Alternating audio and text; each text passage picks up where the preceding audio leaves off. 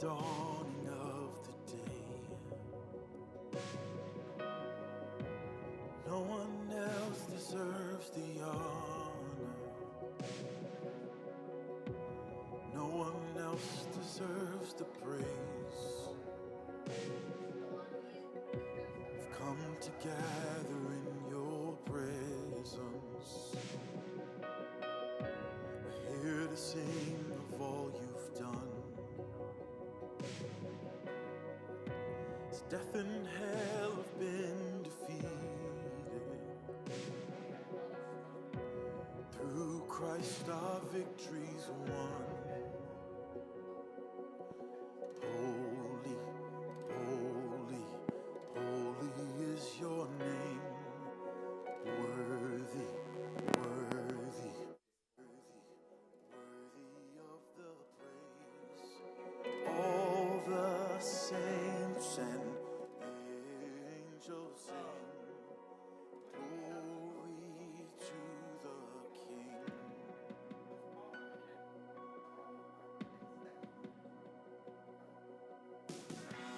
Day and night they're singing holy to the Lamb upon his throne. No one else deserves the glory. Could I get a mic check? Sweet. Only Christ and Christ alone. Mic check, mic check. I'm on Paul's mic now. Paul's mic for the mic check. Paul's mic for the mic check. Paul's mic sounds a little like.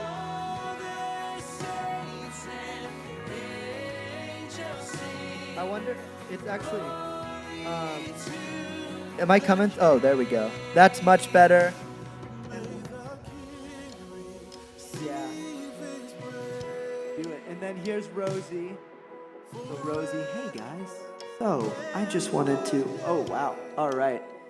I'm Rosie, and I'm a rose. I'm Rosie too. I'm also Rosie. Yeah, that'll work. You'll be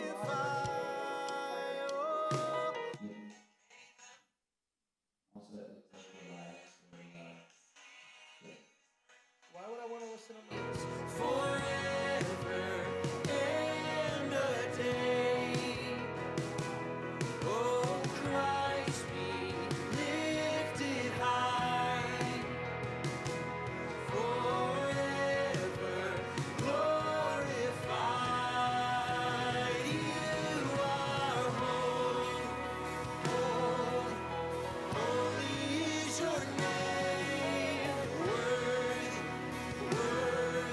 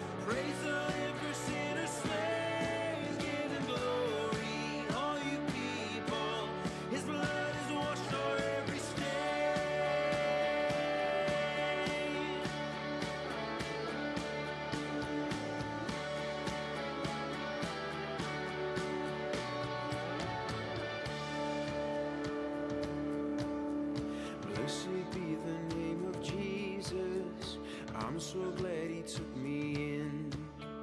He's forgiven my transgressions. He's cleansed my heart from sin.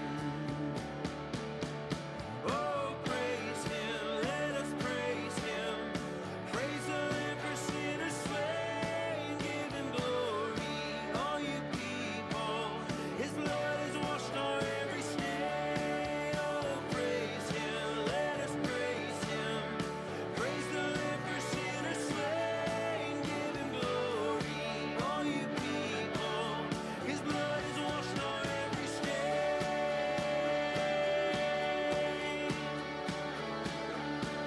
Every stain.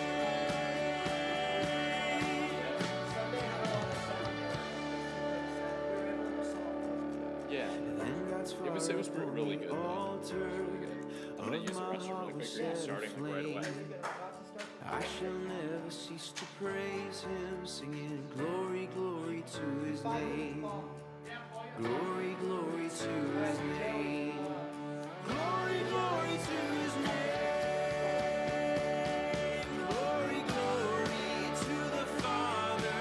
Glory, glory to the Son. Glory, glory to the Spirit. Glory to the three in one. Oh, praise him, let us praise him.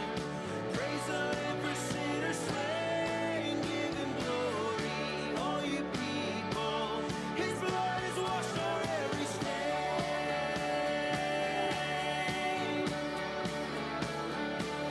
Every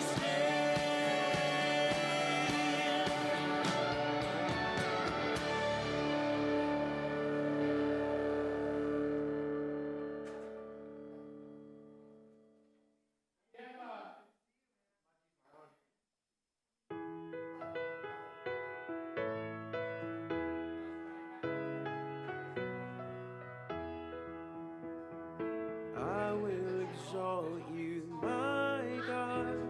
Yes, I will exalt you. For great is your goodness every day. I will exalt you. Oh, I will exalt you. For all your compassion and grace, I will exalt you. Because you are faithful in all of your ways, I will exalt you. Oh, I will exalt you. Great is the Yeah, Lord super our excited. God. Great is his I hope so. I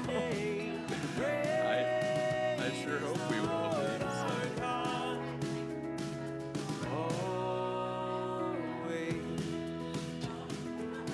So she'll be. It'll be a rude awakening to Casey's life that she is. For your awesome power on display, I will exalt you. Yeah. Because you are She sleeps with us at night, but she's usually curled up in me because Sarah tends to take up more space than I do, even though I'm bigger. So you know, these things happen. Great is the Lord our God. Great is his holy name. Great is the Lord our God. Always.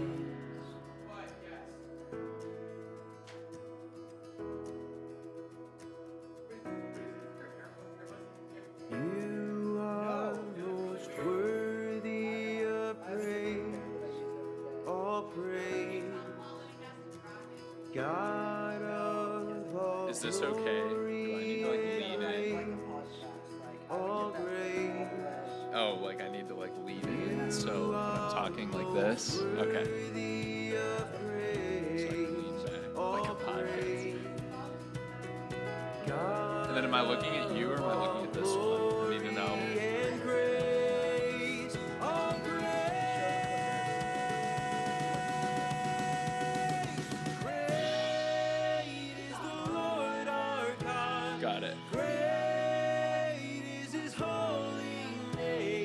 got it. Cool. Great is the Lord always.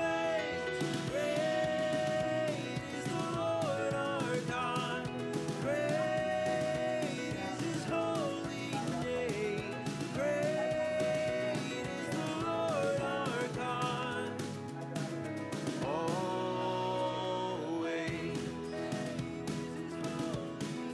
Always. Always.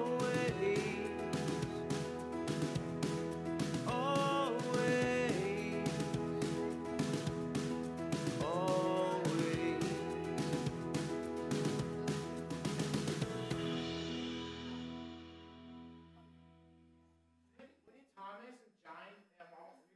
We need to have you talking, though.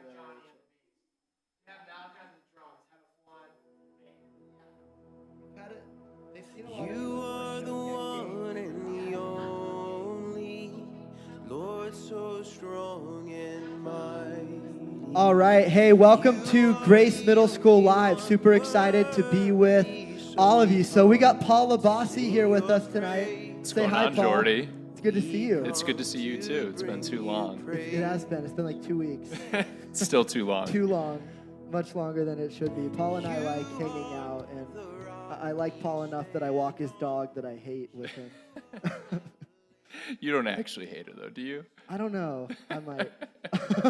Don't worry, everybody hates the dog. Do the so. verses like about like, hate being the same as murder and the Sermon on the Mount, do those apply to animals or just people?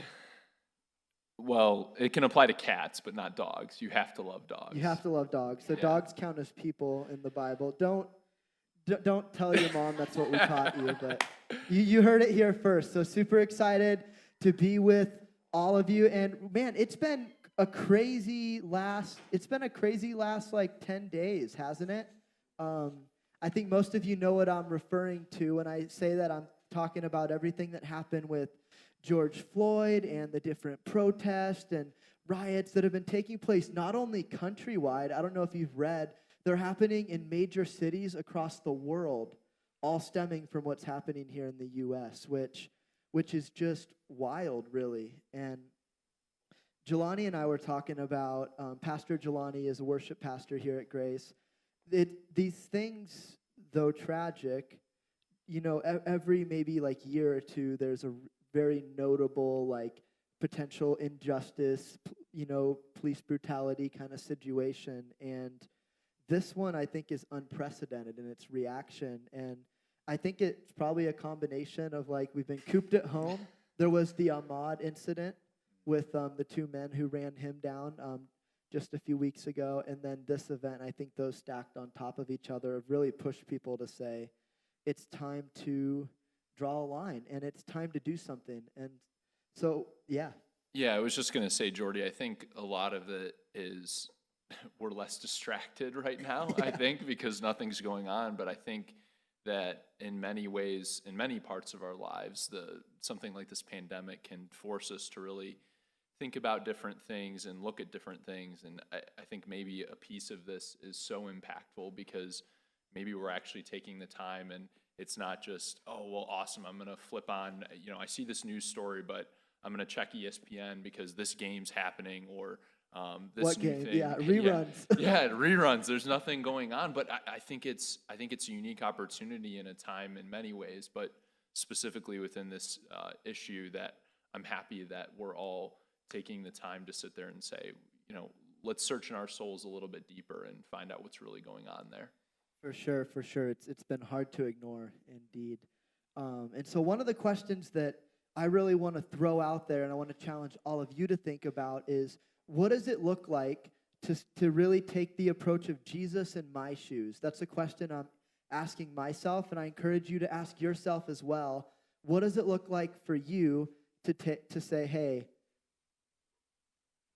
what does it look like for me to be Jesus in my shoes? And what I mean by that, it sounds like a weird phrase, Jesus in your shoes, or if you're saying it for yourself, Jesus in my shoes. And what I mean by that is obviously you are not born of a virgin in the Middle East, right? Like you're not the savior of the world. You're Cody, you're Susie, you're Sarah, jumping in. And that's okay, but we're all called to follow Jesus. And so what does it look like to be Jesus in the life that we were born into? And here's something we know. We know that people are hurting. We know that people are being mistreated. And I want to come out and say, I don't believe that all cops are racist. I know some people feel that way, or all cops are brutal or anything like that. There are plenty of great police officers out there. I believe the majority of police officers are good.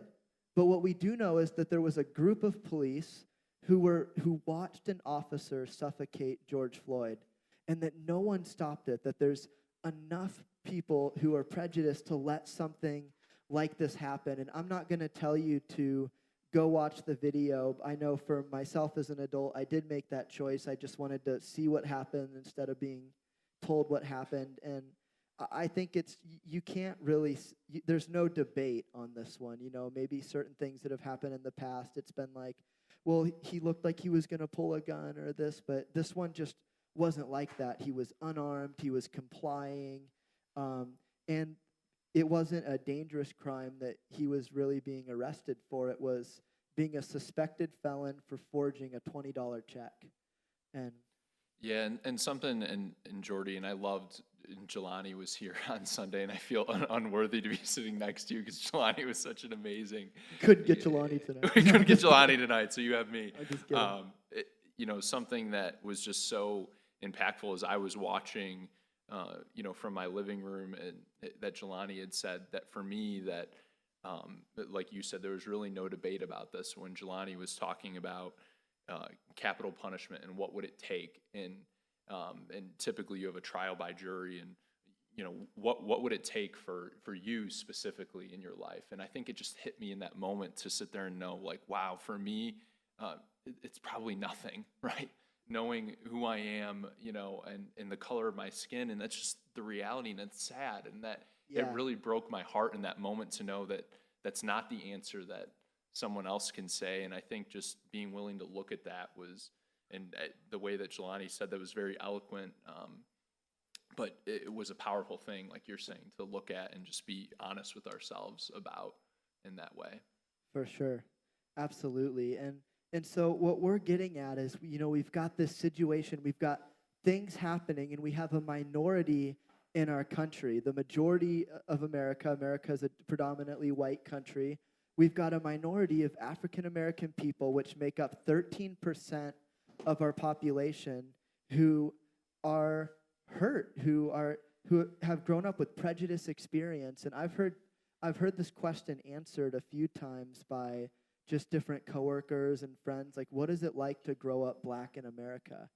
And I think naturally I'm like, it's not that bad. It's not that different. There was one person who said something mean in kindergarten. Like, I think I used to think that way, but then you hear the stories, and every person that I know who's answered that question or talked about this topic, it's been so just kind of tragic to hear about their experiences, and this teacher and this person who was always suspicious of them, and that girl that's dad didn't like their dating relationship, and it's devastating to, you know, hear the whole thing, and it's there. And so on Sunday night on our live stream, we had Pastor Jelani. There's actually going to be a link in the description. Rosie, if you could put that there for us, a link from Sunday night. Oh, for sure. That Hey, would be Rosie, awesome. you snuck in. Anytime. Yeah, Rosie's jumping pretty in. good at So that sometimes. there'll be a link in the description if you want to watch later. But Jelani is black. He grew up in New York in a black home, and now he works here at Grace Church. And we talked about just what's his experience been through this whole thing, and what does he feel like people don't know, and why it's important to speak up. And we were able to openly talk about a lot of this. And I want to encourage you guys as listeners, if you have a friend or someone at your school you can talk to, don't just read headlines or assume that you know what it's like or what people deal with or read statistics, but talk to someone who's growing up black or in a minority and ask them, like, have you ever felt different? Have you ever been afraid? Like, what's it like for you? And hear the story.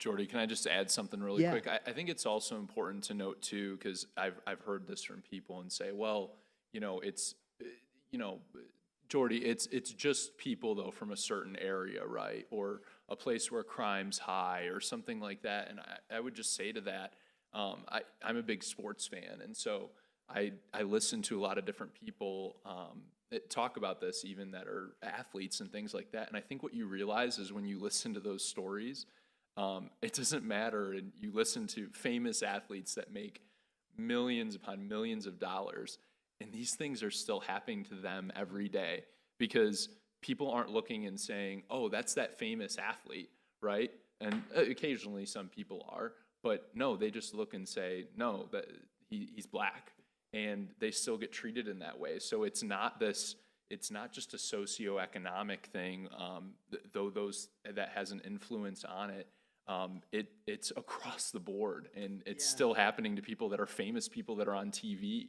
And it's like, oh, that could never happen to that person, but no, it's real all the way across the board. Yeah, and so don't dismiss, this is a non-issue. I challenge you to really, really dig in and try to listen and see what's going on. One of the questions that I got to ask Jelani that I thought was so fascinating is I remember when the Black Lives Matters movement started, and I remember thinking, like, why don't they call it All Lives Matter? And I was, like, bothered by it. I'm like, oh, just they matter?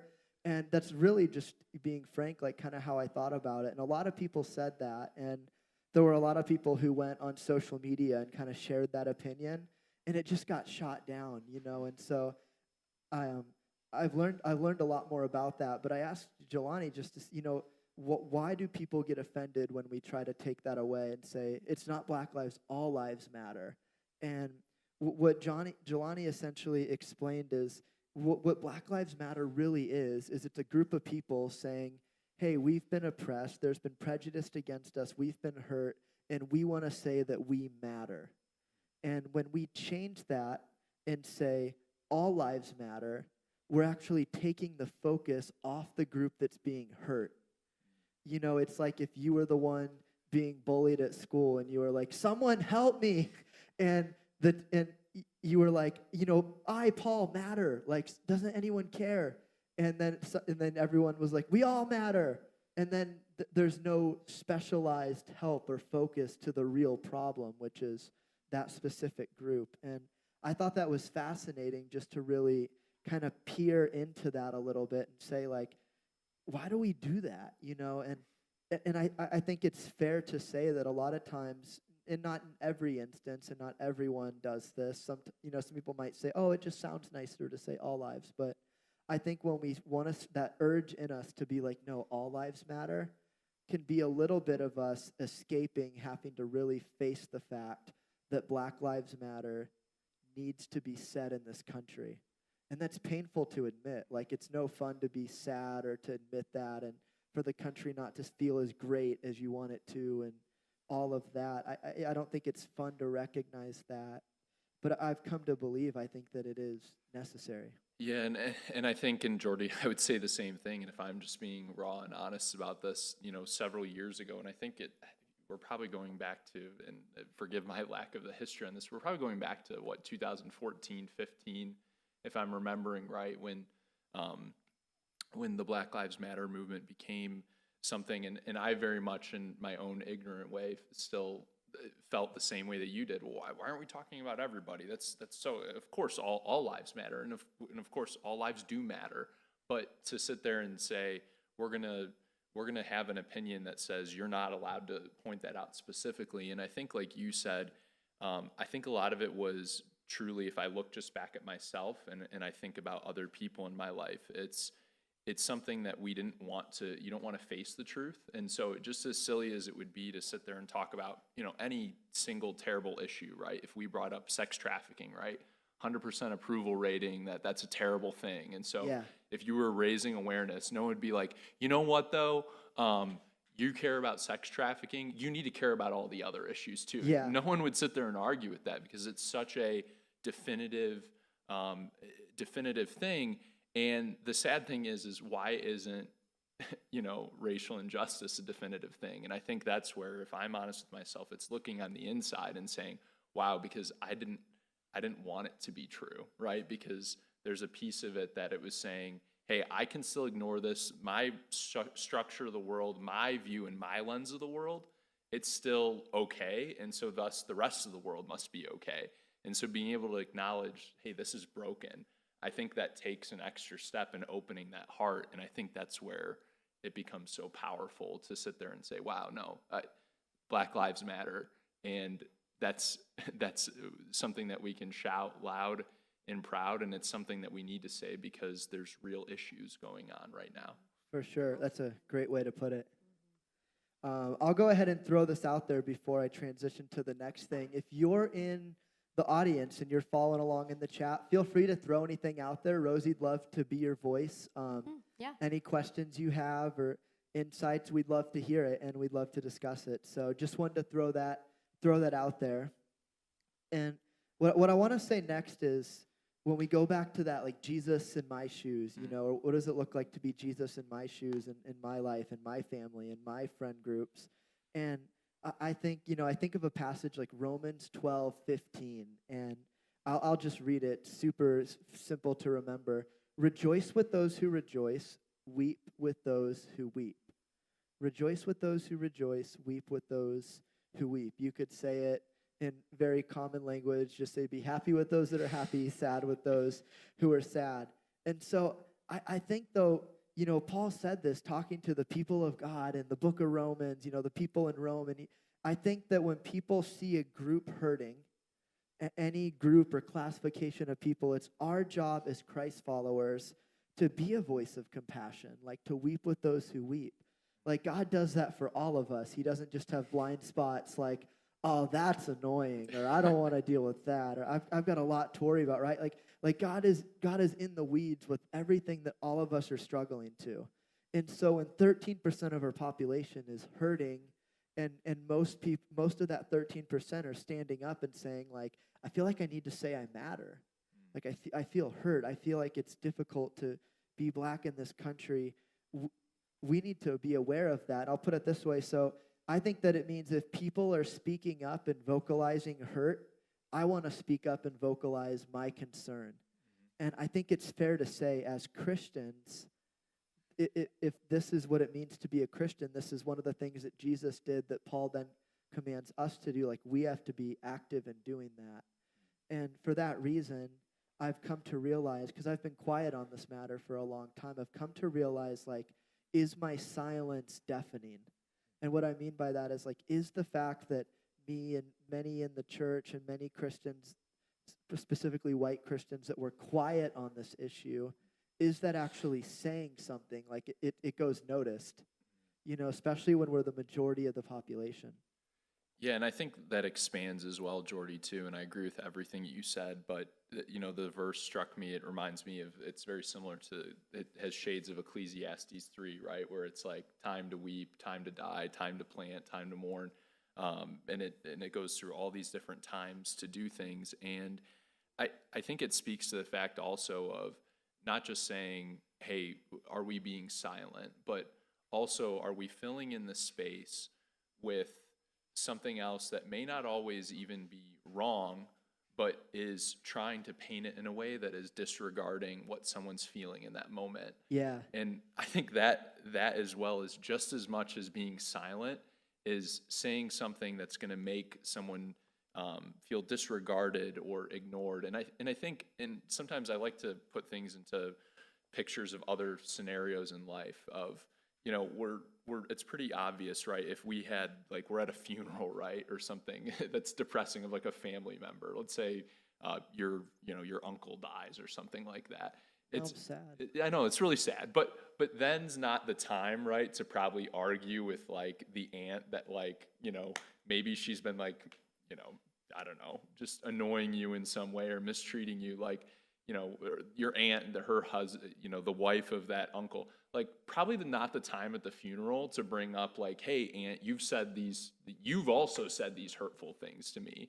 And it could be true that the aunt said that, but, like, in that moment, it's just be there and feel that pain, and don't sit there and focus so much on the fact that, you know, of just filling the noise of some type of opposing view. And I think that's, I've seen a lot of that, and it's like, that grieves me, where it's like, even if you have nothing to say, just sometimes not saying the opposing thing is like, just sometimes it's okay to be quiet in that sense of saying, hey, if you don't have something good to say, don't say it at all. Our Yeah. parents told us that all the time. And to put examples out there to what you're talking about, and I'll put it this way. So imagine that you're a minority that feels oppressed in your country, and you bring something up, and then the rest of the population just points out anything wrong that your minority is known for. So, so you're you, but your skin is a different color, and you're treated differently because of that. And you go to talk about it, and people say, yeah, well, there's a lot of people in areas that do this to police or that, and you can't even speak up about what you're going through, right? It's the funeral. It's something sad, and everything wrong that you could possibly use to deflect is brought up. That's a rough reality. And we do have to fight that urge. I think you're right, to be like, oh yeah, but this, oh yeah, that, for sure. Which is a great lead into what I'm going to say next, because I've spent kind of years of my life, I think, stuck on being vocal on this issue. And I think it's right in this tension of what you're talking about, because I would feel like, all right, maybe I should vocalize my concern. However, I don't want to support rioters and people, attacking police, and I don't want to support the things bad that this community does. And every community does stuff bad, but like for some reason we stir it into like this, well, I don't want to support everything wrong that this group of people might have done as well. And it's ridiculous. It is. But I've realized, like, here's just a piece of practical advice for you listening. I just want to say you can do both. You can be pro-police and speak out about police brutality. There are good police who do that all the time. Good cops do that all the time. You can be vocal about your concern for the black community, and you can speak up about their support without supporting the extreme, occasional violent riots and incidents like that. You don't have to choose one or the other. And I think sometimes people even start to support the burning of businesses because they want to support the cause. And it's like, you can do both. This is a messy, complicated issue. And I've talked to multiple people who went to the protest now. Jelani being one of them. Again, I encourage you, if you get a chance, totally watch that interview. I think it's much more emotional than our discussion today, and it's just heavy. It really was. But I've talked to a lot of people at the protest, and it's amazing what they say versus the picture that you get on the media. I remember getting back from work and saying, like, hey, I know that it started at 2 o'clock, and it's like 4:30 now, but Kayla, like, what if we drive over to Cleveland? It's like 10 minutes away. And Kayla turns her phone around, and there's like pictures of police cars on fire and everything, and that's the headlines, and that did happen. But I talked to multiple people who were there, and they were there from 2 o'clock to 4:30 with nothing going wrong, and then things started to go a little bit out of control as the protest started to wind down. But part of what I heard is that there was plenty of people stopping violence, plenty of people stopping riots, and I'm going to go ahead and play a video. We're going to pop it up on the screen. This is actually a pastor in our denomination named Leonard Tanks, who was at the protest with Pastor Josiah and some others. And here this video is. And so we'll need audio for this as well. Say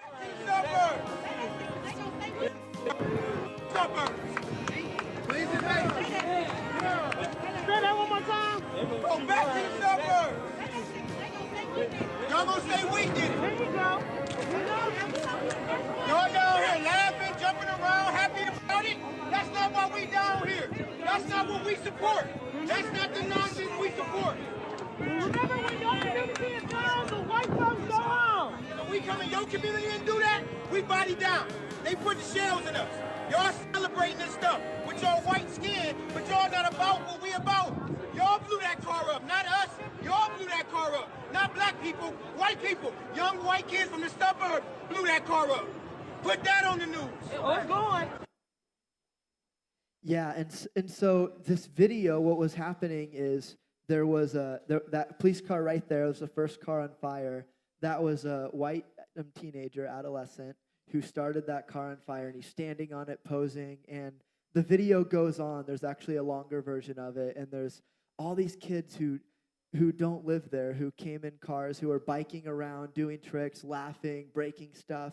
And most of them are white in this video. And there's another video of that same pastor, and he was stopping black people from doing another incident.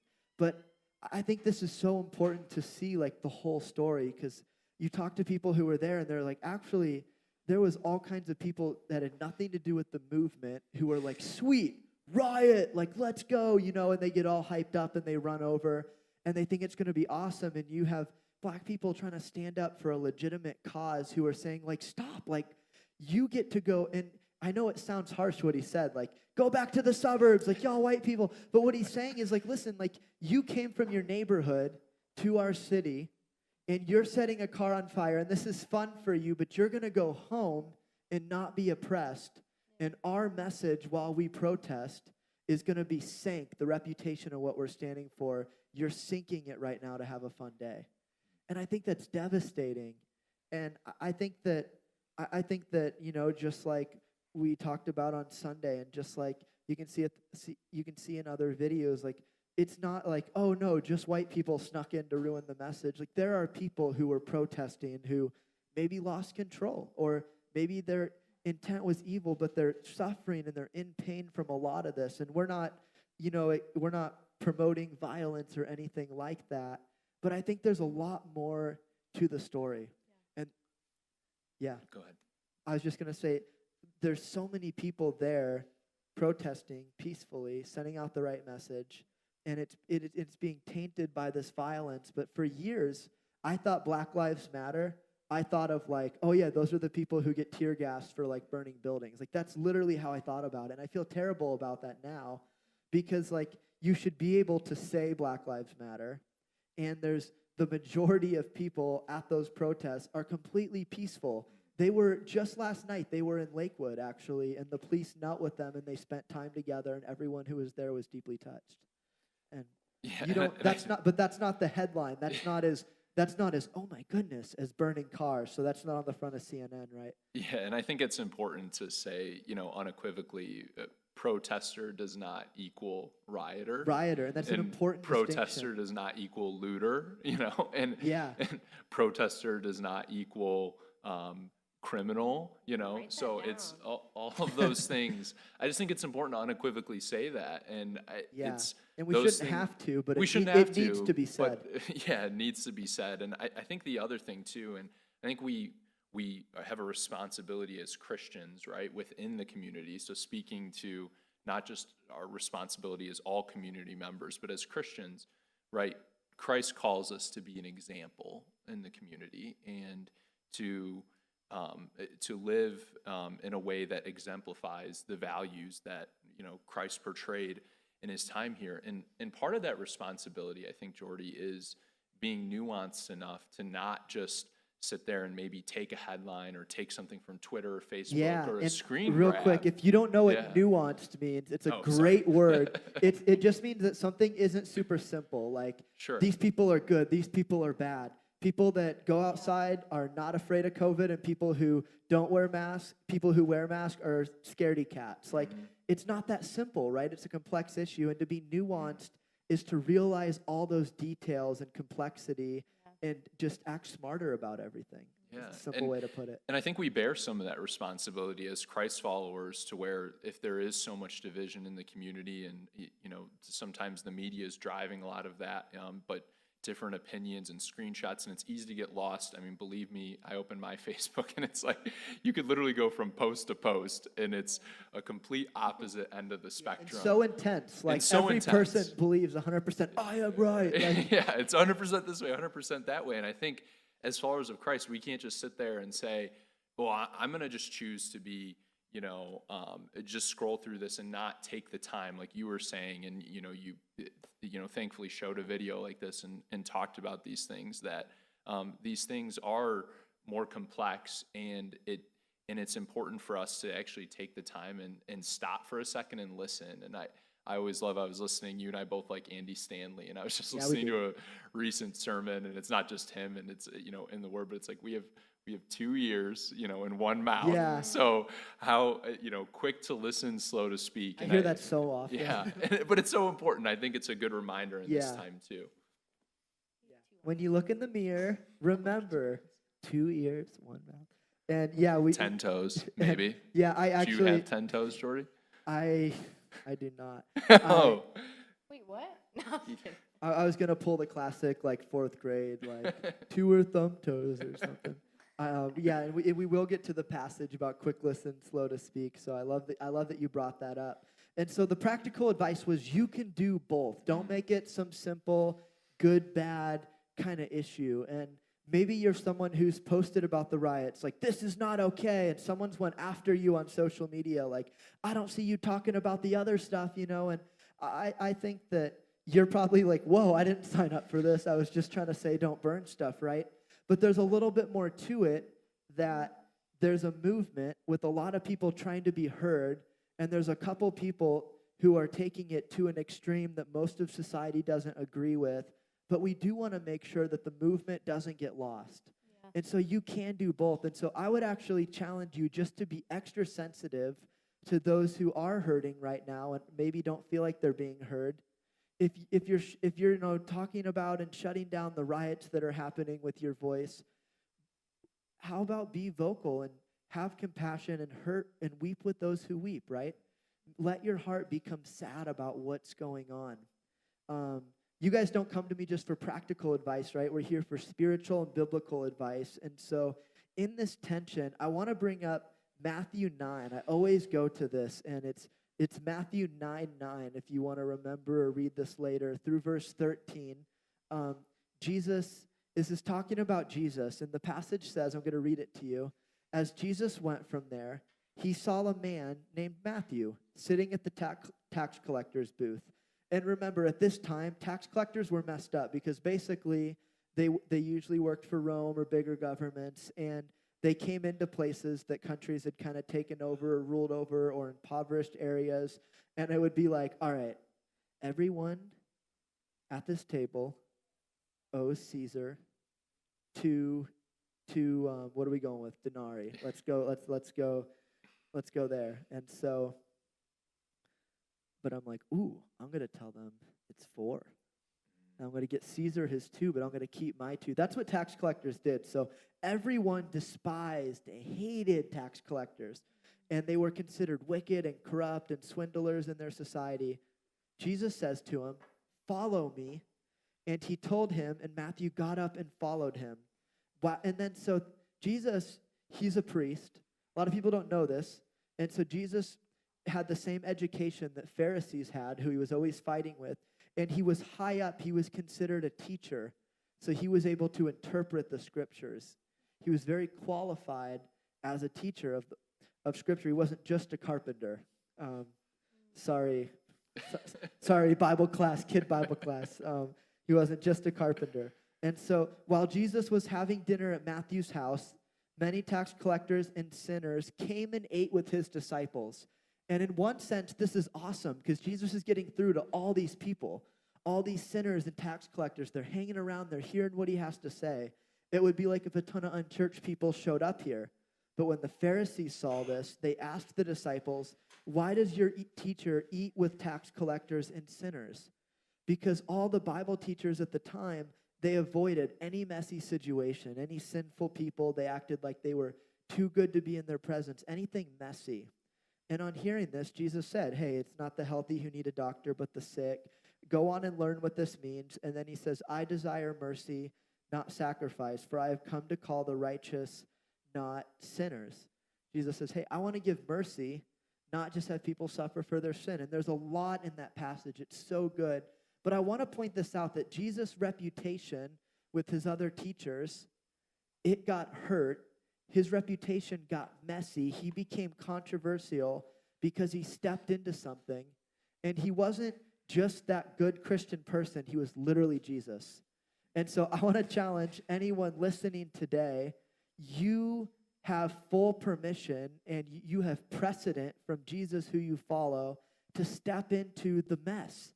And Jesus didn't use it as an excuse to sin, and he was like turn up. Let's beef up the taxes. Let's throw a party. He didn't do that, but he didn't avoid ministry just because there was mess and some corrupt things happening. And in the same way, we don't want to just say, oh, there's people who say Black Lives Matters who do X, Y, and Z wrong, when there's plenty of people who are just trying to be heard. And even if there is some mess in the issue, we don't want to fully dismiss the oppression that's happening to people. Because as Christians, we are supposed to weep with those who weep, and we are supposed to do justice, love mercy, and walk humbly. Like, we should be in this. And I think as Christians, it being messy or complicated is no excuse to back out. Yeah, and I think it's helpful to sometimes step back, and it could be overwhelming for you, right? You're sitting here in middle school and you're like, Jordy, I'm in middle school. Like, this is a lot, isn't this adult? No excuses. Yeah, no, Jordy's gonna yell at you, no excuses. I'm gonna send Rosie after them, actually. Yeah, I'm gonna send Rosie. But I think sometimes bringing it into something that's like very real and everyday too, where it's sometimes easy to look at, like you said, and say, well, that's happening, and I don't want to be guilty with some association. And I think sometimes just stepping back and saying something simple like, everything in life is messy except Jesus, right? Jesus is perfect. That's the only thing that's perfect. But Jesus was willing to get messy. Yeah. And I think even looking at something as simple as friendship, right? Jordy, you and I are friends. Yeah. And Jordy and I don't fight all the time, No. Just occasionally. No. But friendship can be messy, right? Think of your friendships, right, that you have. And if any time a friend did anything that you didn't like, that didn't have your 100% approval rating, if you were just writing it off and saying, I'm done with this friendship, like, how would our life be, right, if every relationship was like that? So even down to thinking of your friendships, the specific relationship. So it's how much more, right, when it just goes beyond the, your friend that you're hanging out with that you like from youth group, that even that can be messy. So if we can sit there and acknowledge that even the friendships with the Christian people we like aren't always perfect, because people aren't perfect and they're going to do something that upsets you, how much more here that we can sit there and acknowledge in a broader issue, like, hey, I can step into that, and it's okay to get messy. Like, I'm going to do it in every relationship that I have in my life. Yeah. I think with this, like we said earlier, 13% of our population is African American. That is not enough of our population caring. It's just not. It's not enough to bring real swift change to an issue. It's not enough to eradicate it for our country. And I think we can quote Kanye West now because he's a Christian, right? But Kanye said, I don't want to say nothing wrong, but it'd be wrong if I didn't say something. And I think that's so true, is like, we might not have it all right, or we might not be ready to intelligently speak to this issue or fully understand it, but we need to say something. We need to step into the conversation, because people are crying out for a voice, and there's so many people who they feel like it's falling on deaf ears. They feel unheard. And as Christians, we should be leading that charge to have compassion and to hear people who are saying, this is what I struggle with. This is what it's like growing up as a minority in this country. Yeah, and Jordy, and I think I would love for the whole world to hear this, and for everybody, but again, speaking to Christians and saying, hey, as Christ followers, we're called to a greater thing. Even if, no matter what worldview you have out here, people could argue, well, I don't care, I'm in the majority. Well, guess what? Hey, if you're a Christian, if you love Jesus and you say you follow him, you don't get to sit there and ignore it, because Jesus says, hey, Jesus says you need to love all, and Jesus specifically calls out to care for the oppressed and to do those things. So I love the Good Samaritan, but that story was told after the Pharisee asked, well, the lawyer of the law asked, who is my neighbor? And he picked the last person they wanted him to say. He picked a race of people that lawyer used his religion to justify hate towards.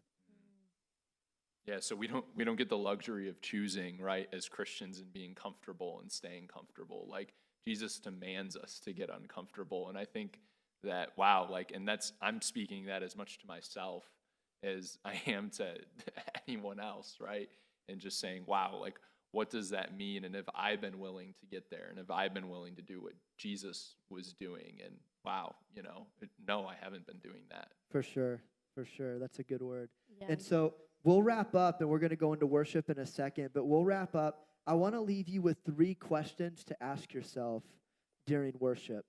And the first one is this: have you let your heart be burdened for all of the hurt surrounding the injustice still happening in our country?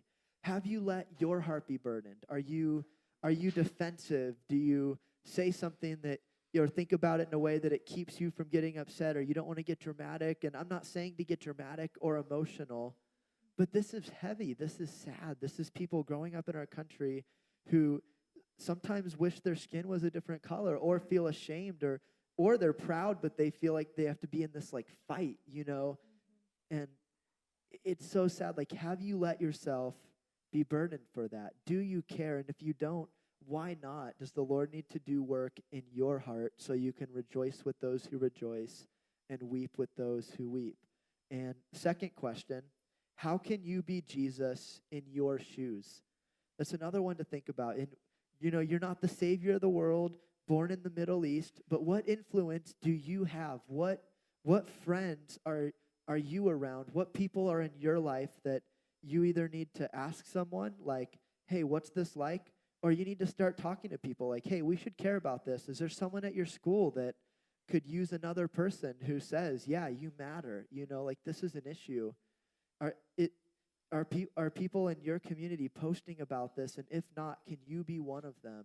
Yeah, and I was just thinking of a Toby Mac song I've been listening to called "Starts with Me," and it talks about this, and just the chorus is just, it starts with me. And I think if you're looking and you're just overwhelmed with that, just being able to say that, what can you do? And it starts within you, to say, how is Jesus going to change me? It starts with me, and then going out to do that. And it's really powerful to do that. No, I 100% agree with that. And I think it's easy to post when it comes to these conversations, but I think it should start in your house, with your parents, and then maybe just if you see something that you just don't feel good about, talk about it, but talk towards it and bring it out of the dark where it's in for so long. And don't let the posting be the first option. Speak out verbally about it. Talk to your friends. Make it an open conversation. Pray about it with your friends. Yeah. It's a good word. And so in the third question, first question, remember, have you let your heart be burdened?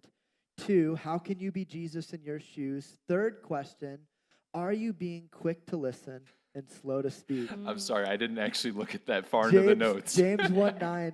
James 1:9. No, this is great. It's a great lead-in. Says, my dear brothers and sisters, take note of this. Everyone should be quick to listen, slow to speak, and slow to become angry. Quick to listen, slow to speak. 2 ears, 1 mouth. And that's totally true. Have you, and I challenge you to think about, have you assumed things about everyone in the Black Lives Matters movement? Have you made the mistake that I made and just assumed things about these protests that they're just completely out of control and unwarranted? Do you make assumptions about what it's like to grow up Black in America, but you haven't really talked to people who struggled or who are hurting? And so I encourage you, quick to listen, slow to speak, find ways to gain understanding. Find ways to hear people out and hear the whole story. Don't just get sucked into the headlines or the division. As Paul said, be more nuanced than that. And there's so much we could talk about. We could go on and on and on and on, but we want you to start right there, those 3 questions. And so we're going to go into worship. Paul's going to pray for us.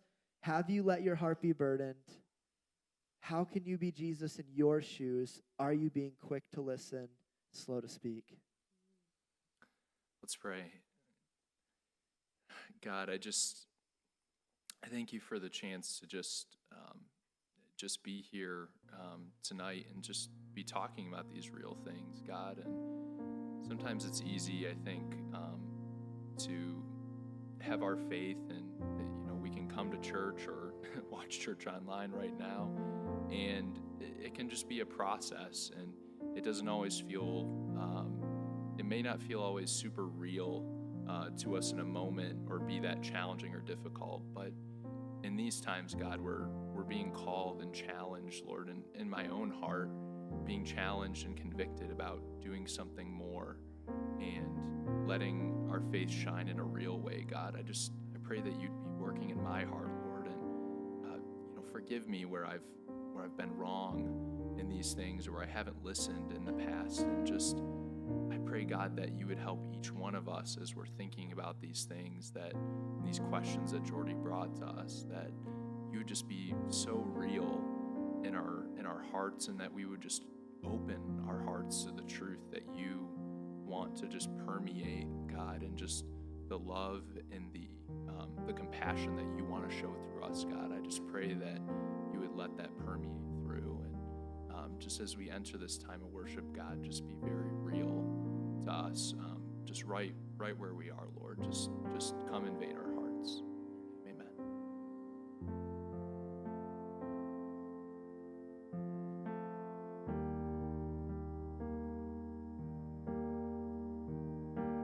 Would you stand tonight and worship with us and grow in seeking God more through all of this? That's all God's asking of you, is to seek him more. And we can trust that invitation.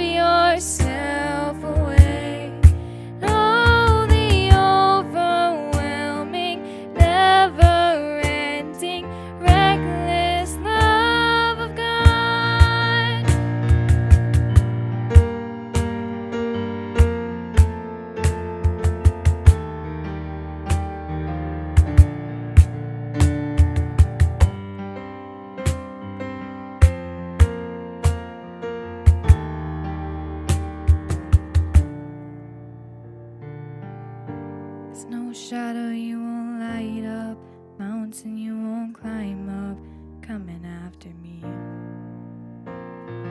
There's no wall you won't kick down, lie you won't tear down, coming after me. There's no shadow you won't light up, mountain you won't climb up, coming after me. We believe it, God. There's no wall you won't kick down, lie you won't tear down, coming after me. There's no shadow you won't light up, mountain you won't climb up, coming after me. There's no wall you won't kick down, lie you won't tear down, coming after me. There's no shadow you won't light up, mountain you won't climb up, coming after me. There's no wall you won't kick down, lie you won't tear down, coming after me. Oh, the overwhelming, never-ending, reckless love of God. Oh, it chases me down, fights till I found, leaves the 99, and I couldn't earn it, I don't deserve it, still you give yourself away. Oh, the overwhelming, never-ending, reckless love of God. No shadow you won't light up, mountain you won't climb up, coming after me. There's no wall you won't kick down, lie you won't tear down, coming after me. Sing that one more time. There's no shadow you won't light up, mountain you won't climb up, coming after me. There's no wall you won't kick down, lie you won't tear down, coming after me.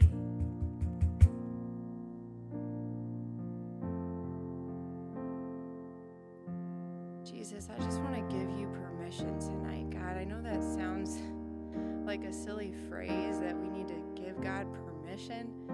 Like he doesn't need our permission. But I think he wants it. I think he wants us to say, Lord, come into my heart. Lord, take up space there, take up more space there. And Lord, the things that I'm not comfortable acknowledging, would you acknowledge those for me through the power of your Spirit, God, and all the things that we think are impossible and all the things that we think we can't understand. You have the capacity to understand within us, God.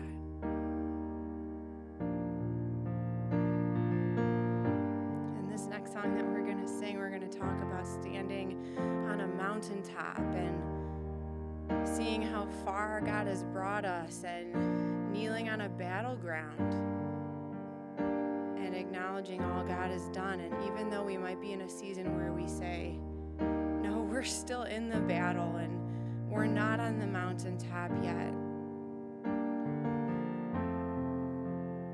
God, without you, we're not going to escape any of it.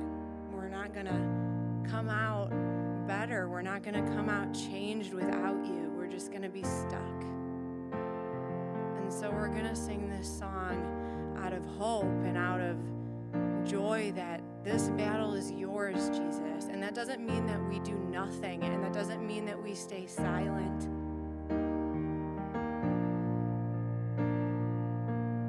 That means that we just run after Jesus more. And God, would you open our hearts? Would you open our hearts in ways that they haven't been opened yet?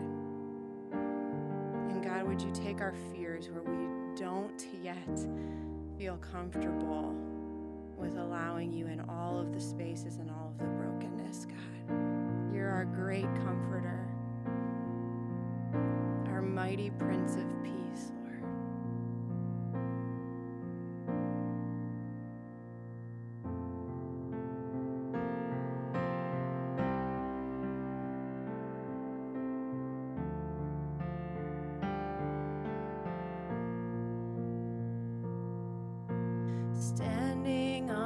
this mountaintop, looking just how far we've come, knowing that for every step you were with us, kneeling on this battleground, seeing just how much you've done, knowing every victory was your power in us. Scars and struggles on the way, but with joy our hearts can say, yes, our hearts can say. Never once did we ever walk alone. Never once did you leave us on our own. 'Cause you are faithful, God, you are faithful. Kneeling on this battleground, seeing just how much you've done, knowing every victory was your power in us. Scars and struggles on the way, but with joy our hearts can say, yes, our hearts can say. Never once did we ever walk alone. Never once did you leave us on our own. 'Cause you are faithful, God, you are faithful.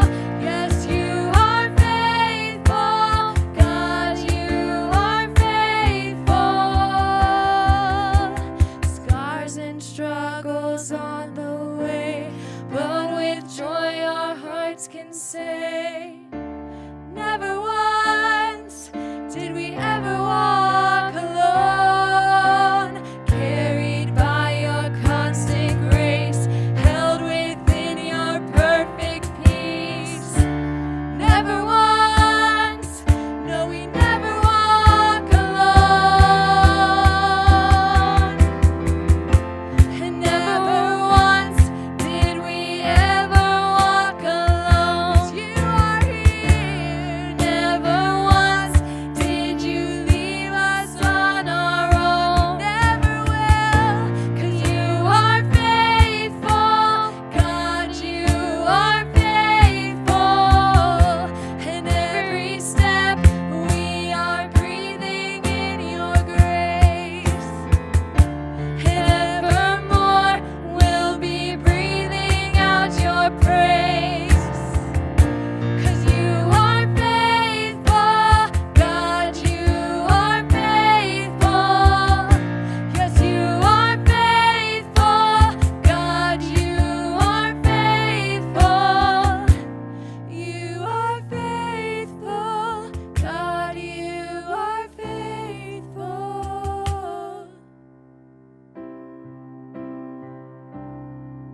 You're so faithful, Jesus. I would just love to sing that second verse one more time with all of you. Kneeling on this battleground, seeing just how much you've done, knowing every victory was your power in us. Would you have all the glory, God?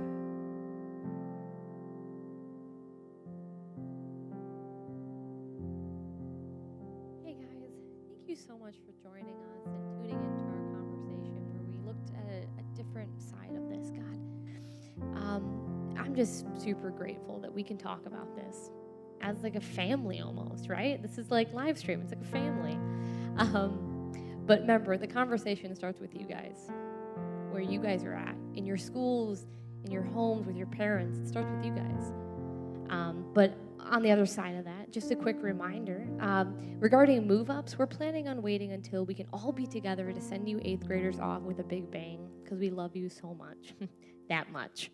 Also, don't forget to take a tune in to Jelani and Jordy's really awesome discussion last Sunday. It's on the YouTube channel, and it will also be in the description of this video. So we love you guys so much. Have an awesome week, and I'll see you next Wednesday. Bye.